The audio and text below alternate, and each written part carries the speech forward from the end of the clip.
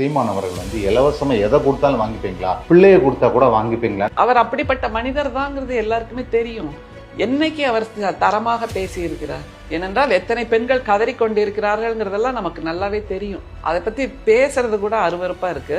அதனால இப்படியாக சாக்கடை வார்த்தைகளை, கழிவு வார்த்தைகளை பேசுகின்றவர்களை தமிழ்நாட்டு மக்கள் புறக்கணிக்க வேண்டும். அவங்க கூட போயிட்டு இருக்கிற அந்த வேட்பாளர்கள் இருக்காங்கல்ல, அவங்களுக்கு அவமானம் இது. இப்படிப்பட்ட ஒரு வார்த்தையை சொல்லும் போது பக்கத்துல வேட்பாளர் கையை வணங்கிட்டு நின்றுட்டு தானே இருக்காங்க. அப்ப அவர்கள் அல்லவா அதை மறுத்திருக்கணும், கண்டனம் தெரிவிச்சிருக்கணும். அப்படி தெரிவிக்காத அந்த வேட்பாளர்களும் கண்டனத்துக்குரியவர்கள், இப்படி பேசுகின்ற சீமானும் கண்டனத்துக்குரியவர் அப்படிங்கிறத புரிஞ்சுக்கணும். தமிழ்நாட்டு மக்கள் இவர்களை எல்லாம் புறம் தள்ளி விடுவார்கள். இவர் சொல்லுவார்ல, வள்ளுவர் தாத்தா, வள்ளுவர் எங்களுடைய மூதாதையர், எங்களுடைய மூத்த ஐயன் அப்படின்னு எல்லாம், அந்த வள்ளுவரை படிக்காமல் வந்து நின்னதனால இப்படி மேடை ஏறி பேச முடிகிறது. மிக மிக கண்டனத்துக்குரிய ஒரு வார்த்தை, கொச்சையான வார்த்தை. தமிழ்நாட்டு பெண்களை இதை விட ஒருத்தர் இழிவுபடுத்த முடியுமா?